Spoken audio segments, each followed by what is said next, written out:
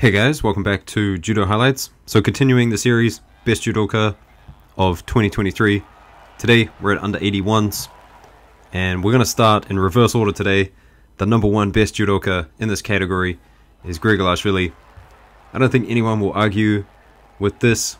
I think he's the most dominant Georgian judoka on the planet right now, more so than Bekaudi or Maizaradze. And I mean, he is just incredible. So we'll go through some of his results.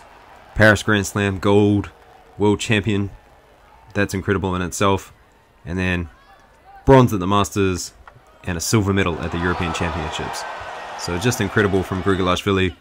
And he's got to be not just mine, but I think everyone's pick for gold medal at the Olympics next year. I think it's going to be a huge upset if someone takes him out. And I have no idea who it could be.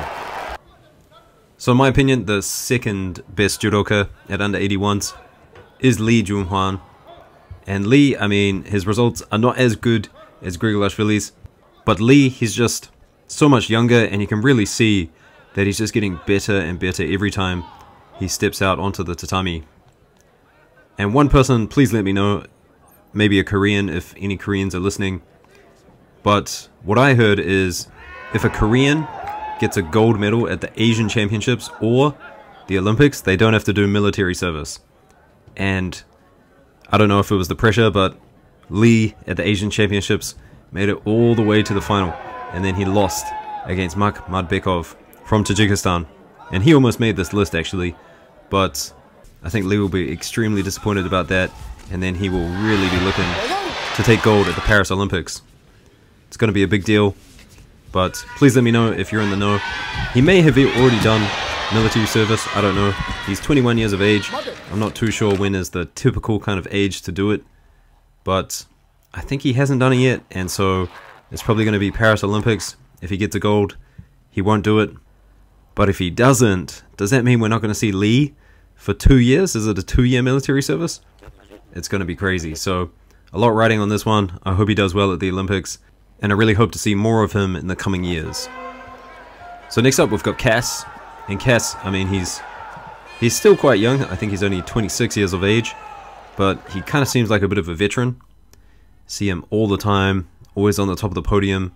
Or at least on the podium in some form, silver or a bronze medal. So he's had a relatively good 2023. Not his best. But he won the Masters, took a silver at the World Championships, and then another silver at the Tokyo Grand Slam. You could actually argue that his results are a bit better than Lee's, but I don't know, I think Lee's on the up and up, and Cass, not his best year. So next up, we've got Kenya Kohara, and similar to kind of my decision making about Cass and Lee, Kohara, I think he just had an exceptional year, obviously competing on the international scene, and we haven't seen him do that for quite some time. And then you're probably wondering, what about Nagase? Well, Nagase, he's not doing as good as he usually does, so he didn't make this list, unfortunately. But the results, not enough to push Nagase out of that Olympic selection, but still overall pretty damn good in terms of the win-loss ratio. Ended up facing Grigolashvili twice, and then Cass, he lost to Cass in the quarterfinal at the Masters. So outside of that, I mean, he only really lost to one other guy.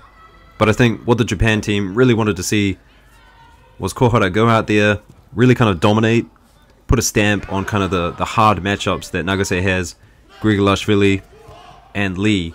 He did have a win over Lee, so that was good for him. But I think that Grigolashvili card, that was the big one.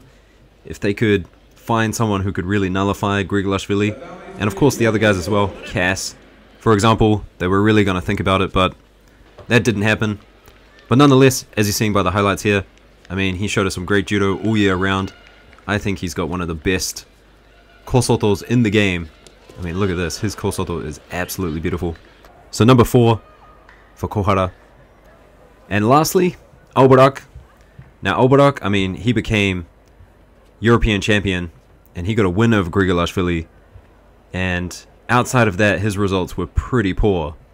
And so the highlights that you've got here, it's only this one final amazing throw against Grigolashvili. But I mean, if you're going to take out Grigolashvili and you're going to become European champion, you probably deserve to be on this list. So anyway guys, that's my top 5 for under 81s. Let me know what you think in the comments, and I'll see you next time. Have a good one. Peace.